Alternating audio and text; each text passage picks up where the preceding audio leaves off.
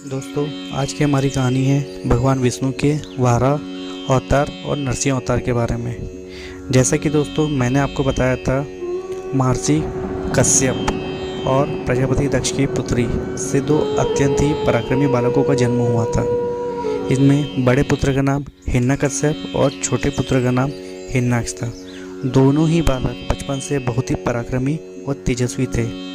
एक समय में दोनों बालकों ने घोर तपस्या की और बहुत सी शक्तियाँ हासिल की और स्वर्ग पर आक्रमण कर दिया। इसमें देवताओं की हार हुई और दानवों की जीत, और इन्होंने स्वर्ग पे अपना अधिकार जमा लिया। लेकिन राक्षसी प्रवृत्ति होने के कारण हिरण्याक्ष ने पृथ्वी को लेके पाताल में डुबा दिया।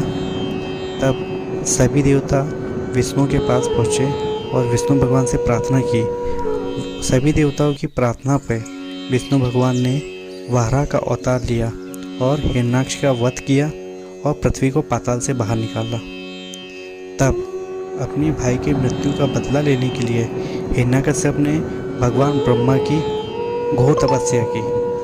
उस तपस्या से प्रसन्न होकर भगवान ब्रह्मा प्रकट हुए और हिरण्यकश्यप को वरदान मांगने को कहा।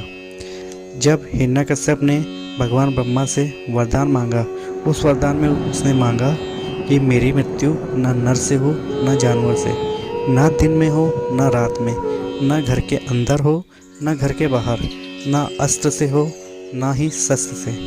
भगवान ब्रह्मा ने उन्हें तथास्तु कहा और अंतर्ध्यान हो गए। हिरण्यकश्यप के इससे बहुत प्रसन्न हुआ और अपने आप को अमर समझने लगा। तपस्या के दौरान देवताओं ने दैत्यों पर आक्रमण किया और उन्हें परास्त कर दिया, जिससे दैत्य पाताल लोक चले गए और इंद्र ने दैत्यराज हिरण्यकश्यप की पत्नी कयाधु को बंदी बना लिया। गर्भवती कयाधु का पुत्र ना हो और इससे एक और असुर का जन्म ना हो। तब देव ऋषि नारद ने राजा इंद्र को बताया कि हिरण्यकश्यप और कयाधु का पुत्र भगवान विष्णु का बहुत बड़ा भक्त होगा। तब नारद जी के कहने पे इंद्र ने कयाधु को छोड़ दिया और देव ऋषि नारद कयाधु को लेके अपने आश्रम में चले गए।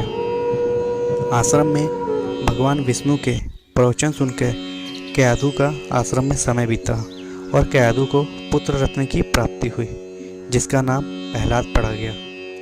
कुछ समय बाद कयाधु अपने घर आ गई। कयाधु का पुत्र बड़ा होते चले गया। बड़े होने के साथ ही उसकी ईश्वर में आस्था बढ़ती चली गई, जिससे हिरण्यकश्यप को बहुत क्रोध आया और उसे मारने का आदेश दिया। प्रहलाद को मारने के बहुत से प्रयत्न किए गए, लेकिन उसकी श्रद्धा और ईश्वर भक्ति के कारण सभी प्रयास असफल हुए।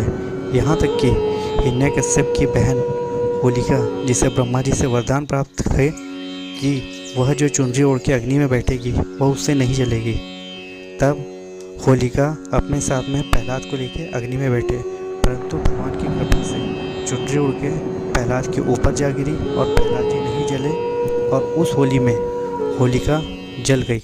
तब हिरण्यकश्यप को बहुत क्रोध आया और उन्होंने प्रहलाद को दरबार में बुलाया। प्रहलाद से उन्होंने पूछा कि क्या तेरा नारायण सभी जगह है?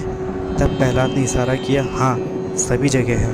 हिरण्यकश्यप ने इशारा करके खंबे की ओर किया और पूछा, क्या इसमें भी तेरा नारायण है? तब प्रहलाद ने कहा, जी पिताजी, इसमें भी मेरा नारायण है। तब हिरण्यकश्यप ने अपनी गदा से उस खंबे को तोड़ दिया और उस खंबे से भगवान नारायण प्रकट हुए। भगवान का स्वरूप ऐसा था कि जैसे उनका सर शेर और धड़ इंसान का, आंखें लाल लाल, बड़ी बड़ी दाढ़ी, बड़े नाखून देख के हिरण्यकश्यप के सभी दरबार के लोग डर गए। भगवान नरसिंह और हिरण्यकश्यप में गदा युद्ध हुआ और भगवान से हिरण्यकश्यप की हार हुई। हिरण्यकश्यप को उठाकर भगवान घर के बाहर वाली चौखट पर ले गए। शाम की बेला थी। उन्होंने अपनी जांघों पे हिरण्यकश्यप को रखा और अपने नाखूनों से हिरण्यकश्यप का पेट चीर दिया।